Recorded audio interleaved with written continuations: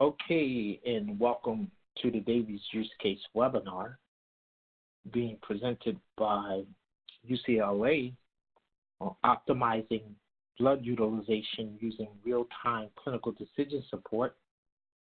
This is a Davies Award-winning use case for the value of health IT. My name is Arnold Simmons. I'm the Manager of Quality and Patient Safety here at HIMSS. It is my pleasure to moderate this presentation.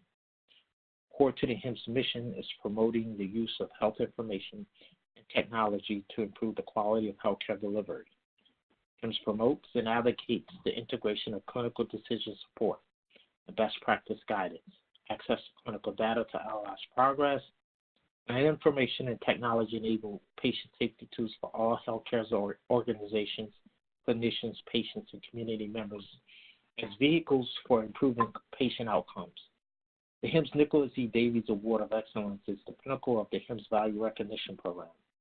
The Davies Award recognizes outstanding achievement of organizations from around the world who have utilized health information and technology to improve patient outcomes and value. The Davies Award-winning use cases have been peer-reviewed to validate sustainable improved patient business outcomes resulting from health information and technology-enabled care delivery. So it's my pleasure to welcome our speakers for today's webinar, Dr. Alyssa Ziman and Meg Furukawa. Dr. Ziman and Meg, I will turn the presentation over to you, and you can begin when you're ready. And again, thank you for joining us today on this webinar. We are presenting our HIMSS Davies Award case study on optimizing blood utilization using real-time clinical decision support. Our presentation will include some parts by my partner, Meg Furukawa. My name is Dr. Alyssa Ziman, and I am Professor of Pathology and Lab Medicine at UCLA. During this presentation, we will give an overview of patient blood management and then focus on our red blood cell utilization project presenting UCLA data that analyzes appropriate transfusion and 2-unit red cell orders. We will speak to the strategy and design of this project and how health IT was utilized, as well as explain the value that was derived through this implementation. In regards to some background about UCLA Health, we are made up of 4 hospitals in the greater LA area, extending from Ventura County down into Orange County, and serve close to 2 million patients per year. The mission of UCLA is to deliver leading-edge patient care, research, and education. Our vision is to heal humankind one patient at a time by improving health, alleviating suffering, and delivering acts of kindness. And our goal is to provide the best patient experience with every patient, every encounter, every time. Patient blood management is a patient-centered, evidence-based, multidisciplinary approach to utilizing blood, which is a rare and limited resource. It aims to optimize the use of blood and blood components such as plasma, platelets, and cryoprecipitate, and involves the assistance and coordination from multiple medical disciplines. It has many goals, which all can synergistically improve patient blood management and include anemia management, minimization of iatrogenic blood loss, elimination of perioperative autologous donated blood, the use of autologous blood recovery and biologic therapies, and the 2 that we focused on in our project are reduction of unnecessary transfusions through the use of a restrictive transfusion strategy or trigger and 1-unit orders, as well as education of healthcare workers and auditing of transfusion practice. Patient blood management is widely recognized as a tool in patient care, recognized by the WHO, Joint Commission, AABB, and the American Medical Association, and has been cited regularly in the Choosing Wisely campaigns. Posted here you can see the Choosing Wisely campaign for the AABB, which is a National Blood Bank Society, and their #1 Choosing Wisely is don't transfuse more units of blood than absolutely necessary, that fits within the patient blood management program. Other institutions or national societies that have also focused on patient blood management include the American Society of Anesthesiologists, the American Society of Hematology, and the Society of Hospital Medicine. PBM can have, or patient blood management can have, a significant impact on patients and the healthcare system, given that blood transfusion is the most common procedure performed during hospitalization. And literature showed that up to 11% of all hospital admissions with a procedure, those patients receive a transfusion. Additional literature looking at this has demonstrated that up to almost 60% of red cell orders are inappropriate or not necessary for patient care. So as we embarked on this project, we wanted to look at our pre-intervention or pre-project state. We transfuse as a health system approximately 30,000 units of red blood cells annually. We noticed that 2 units were routinely ordered for transfusion, and oftentimes there wasn't an interval hemoglobin check to determine whether or not the second unit was indicated. Orders were received in 2 sources, either through order sets or order panels, and were typically placed by interns and residents. These orders were based on hemoglobin level, or, as the residents and interns would often confess, the faculty or provider's ordering habits. For our project, we wanted to develop partnerships. We believed it was important to establish goals and create metrics, analyze baseline data, then develop a strategy and build consensus. In terms of partnership development, we were initially approached by the hospitalists who were interested in improving their blood transfusion practice. And based on their impetus, we developed a multidisciplinary team that included these hospitalists, as well as transfusion medicine physicians and our transfusion safety officer, nursing, and IT. Our goals were to standardize transfusion practice, avoid transfusion at hemoglobins greater than or equal to 8 grams per deciliter in stable patients, and reduce the routine 2-unit red cell order. To meet these goals, we established 2 metrics. Our first metric was the percentage of appropriate or orders with appropriate indications, and we defined an appropriate indication based on first or second unit and based on the hemoglobin of the patient at the time. And you can see here this was divided up to patients who do not have coronary artery disease and those that did have coronary disease.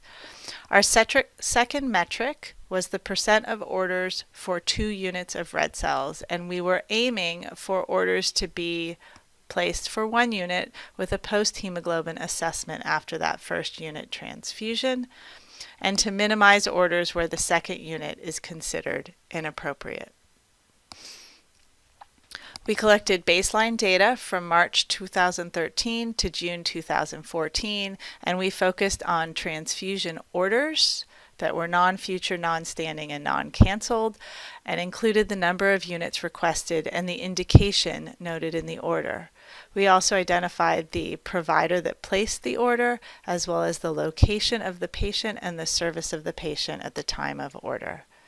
This project focused on adult patients that were greater than 18 years of age, and excluded those with a greater than 2-gram drop in hemoglobin in the prior 48 hours because we considered those patients as bleeding, as having acute bleeding and potentially requiring massive transfusion. We also excluded transfuse orders initiated in the operating room. For our baseline data, we focused on the hospitalist group, which practice at our Santa Monica UCLA hospital, and that is what the SMUCLA abbreviation is. We found during this period that there were over 6,000 orders for red blood cell transfusion, and based on our criteria, approximately 73% of them were considered inappropriate, and of those, 30% had a hemoglobin greater than 8 grams per deciliter at the time of order. And so based on this baseline data, we believed that we had the opportunity to improve transfusion practice. We also looked at individual providers and how their data in terms of the appropriateness of transfusion appeared. This graph shows the x-axis, each letter of the alphabet represents an individual provider, and you can see based on the orange diamond where their appropriate transfusion rate was. And this demonstrates that transfusion practice varies widely between providers, with some transfusing appropriately at a rate of about 10% and others transfusing appropriately in the 70 to 80% range. In terms of our strategy to address this project and improve transfusion practice, we wanted to capitalize on the multidisciplinary team that we developed and enlist hospital administration and the quality departments to create awareness. We utilized an IT intervention with computerized provider order entry alerts that triggered based on patient hemoglobin at the time of physician order. And then we developed a multi-intervention plan utilizing transfusion order sets embedded with evidence-based ordering practice, providing continuing clinical education, and feedback to physicians and departments on their rate of appropriate transfusion practice.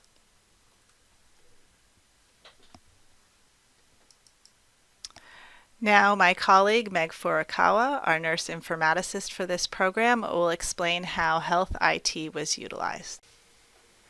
All right, so thank you. I'm going to share with you now how we used health IT for this project. And in terms of developing our strategy, we came up with several options to embed clinical decision support within our order sets. Each of them had pros and cons, and as well as level of difficulty in terms of build. So the first option that we came up with was to display the hemoglobin result in the order itself with an informational guideline text based upon the result, or a web link where the provider could link out and actually see the guidelines. The pros to this approach are that it was very quick and easy to build with little training required, because we did have several other orders with this type of strategy already in place.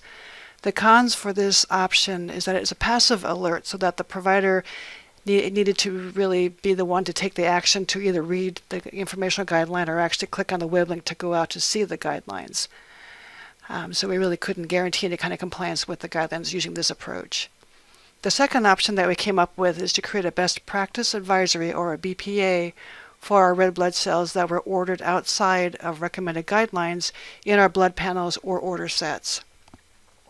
The pros for this approach are that it was an active alert, because it would pop up in front of the provider, and because of that we could ask the providers to then quantify the reason for ordering, so we could get an idea of why red blood cells were being ordered outside of the recommended guidelines.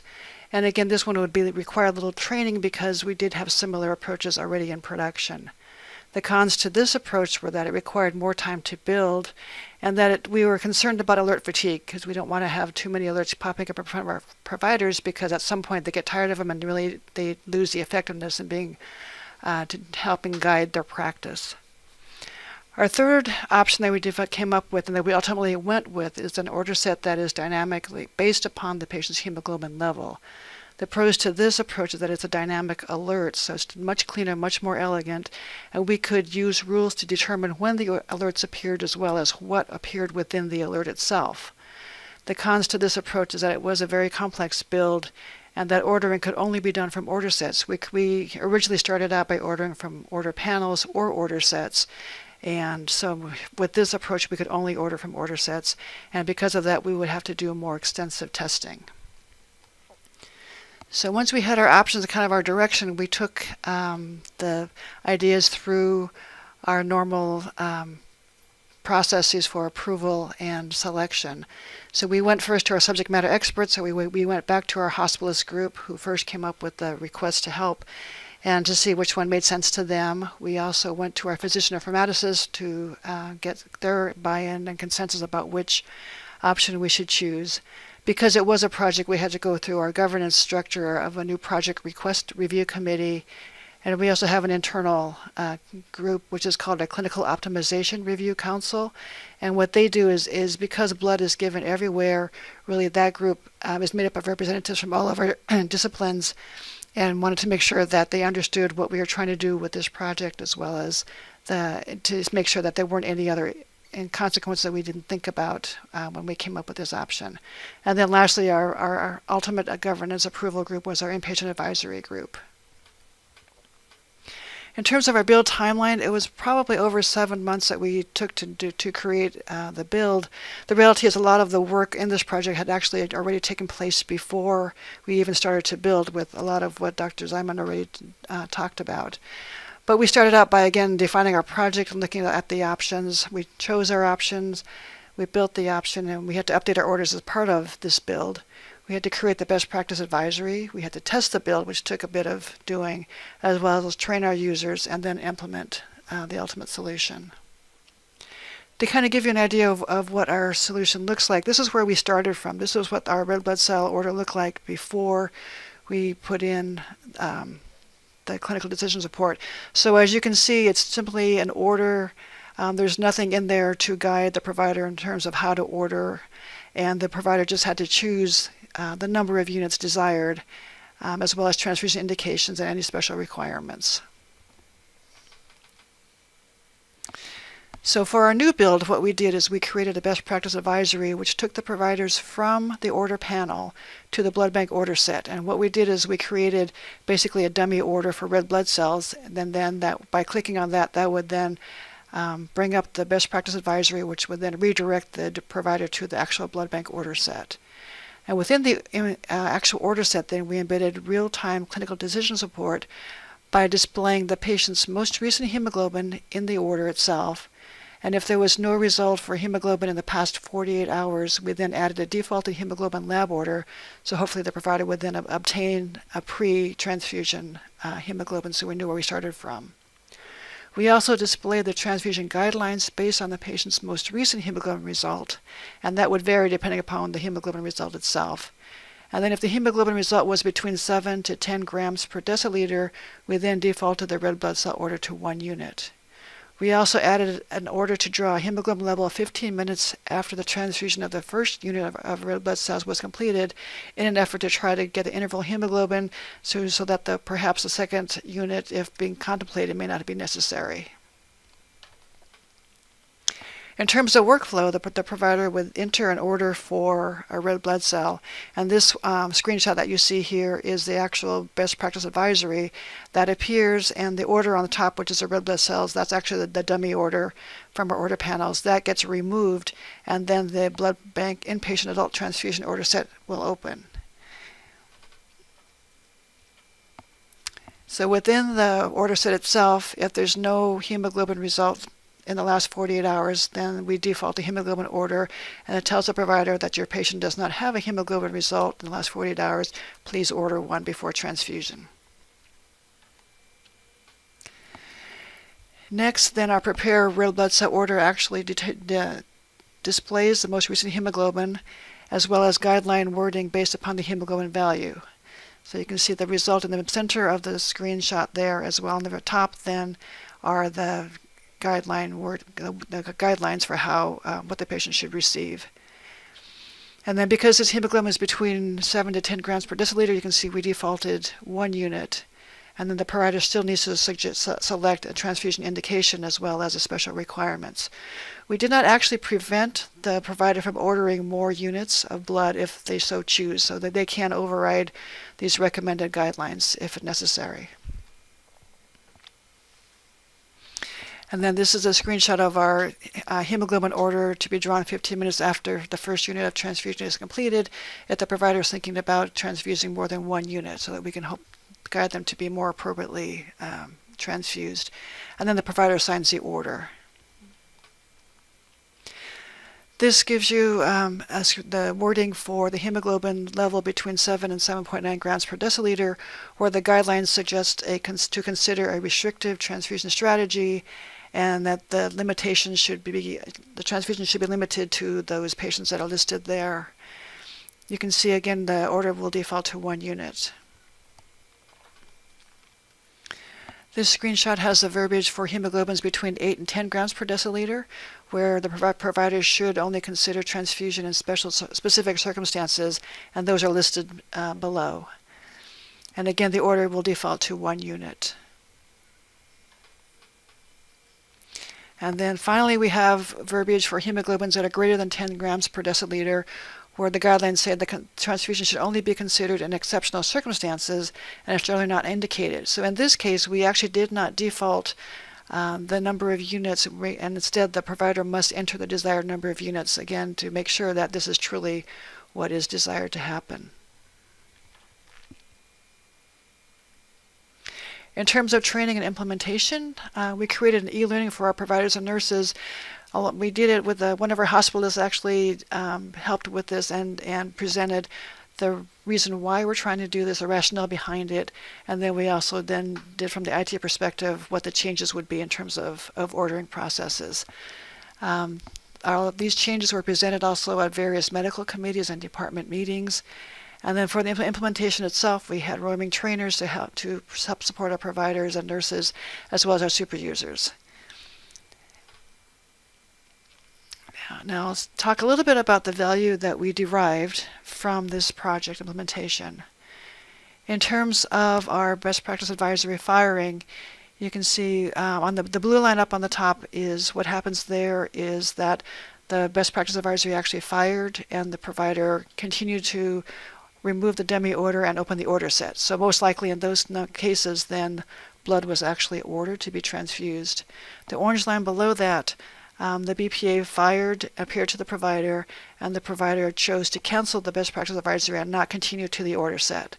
That doesn't necessarily mean that blood was not ordered. It just wasn't ordered at that time that the BPA fired.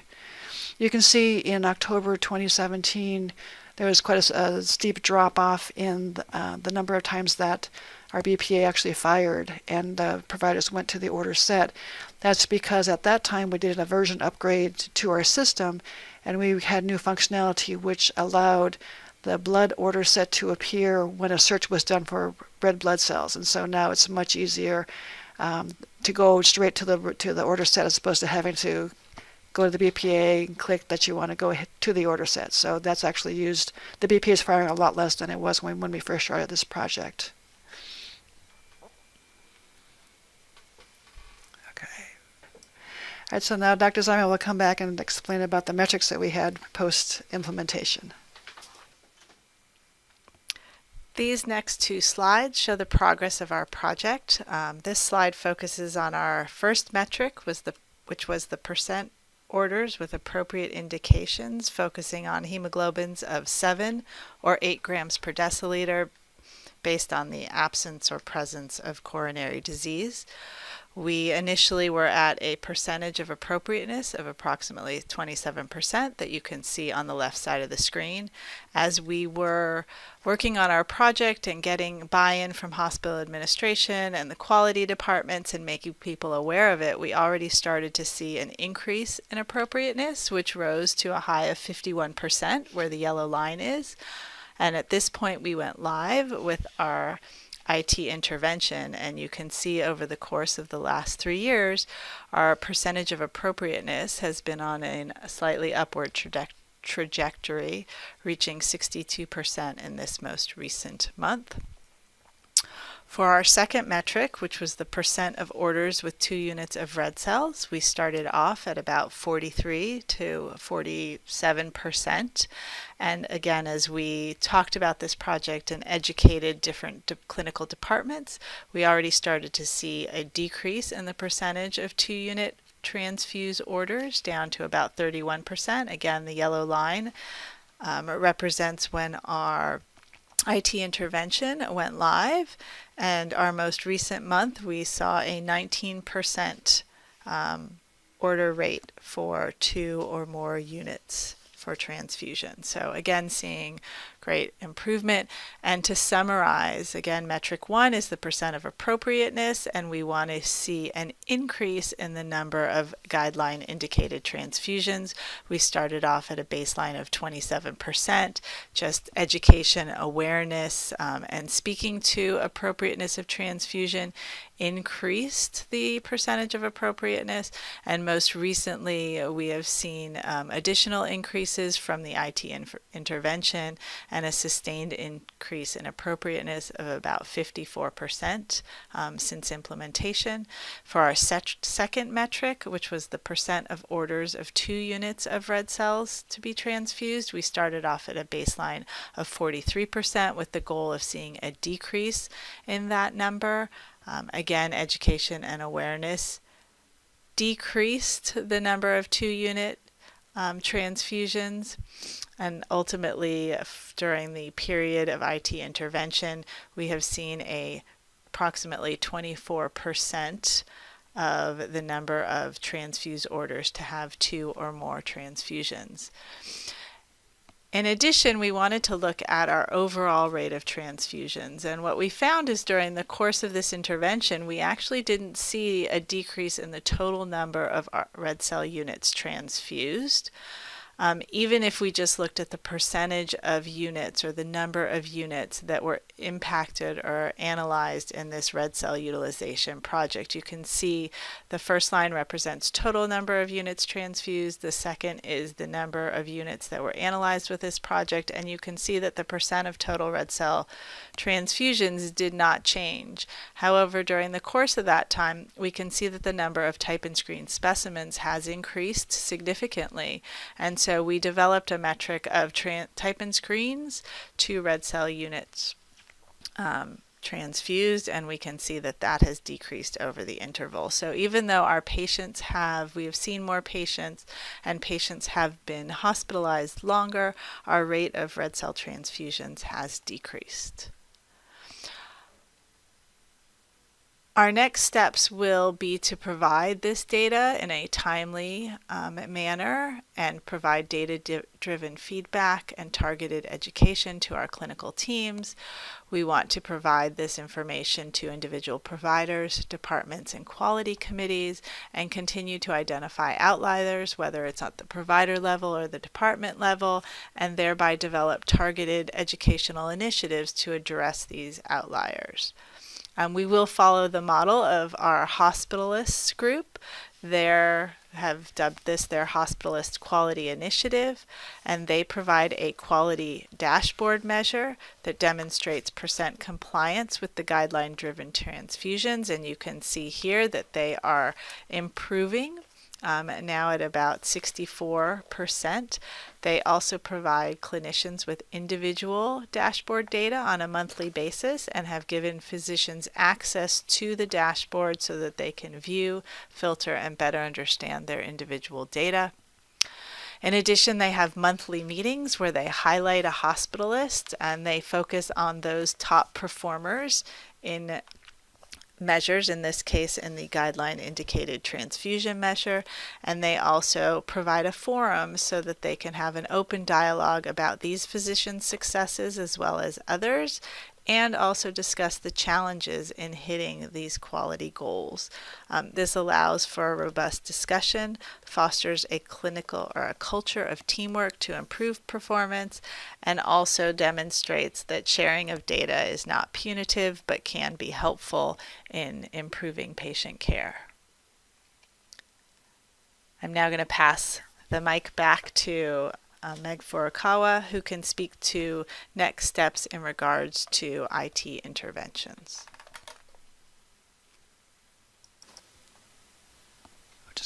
Okay, so what we've done also now is we've added the clinical decision support guidelines to our neonatal and pediatric blood cell orders as well.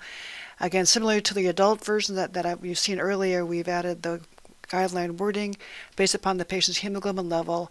And then with additional functionality now for our smallest patients, we're able to have an order to either have our red blood cell by volume or by unit appear based upon the patient's weight. And we're currently looking at data to see how well we're doing with this intervention. So from a lessons learned standpoint, it's very important to include all major stakeholders, especially with blood administration, because blood is given everywhere within our health system. We are very fortunate to have very good partners from the blood bank as well as from our hospitalists and such, which made this a much easier project to complete successfully.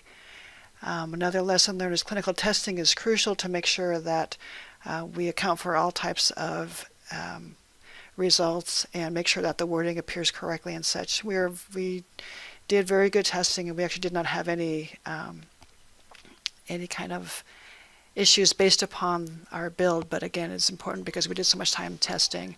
And again, it trained as close as possible to the go live so that our end users know what to expect and what's coming and how they're supposed to use the new changes that we put into our system. All right, so we'd like to thank you for listening to our presentation on red blood cell utilization. Okay, and we would like to thank our speakers from UCLA for joining us today and sharing their Davies stories. We would like to remind listeners where to go find this story and other important Davies use case recordings and information on how to apply for Davies. That information can be found at the HIMSS Davies Award website at hims.org/Davies. That's hims.org/Davies. Again, thank you for joining us today.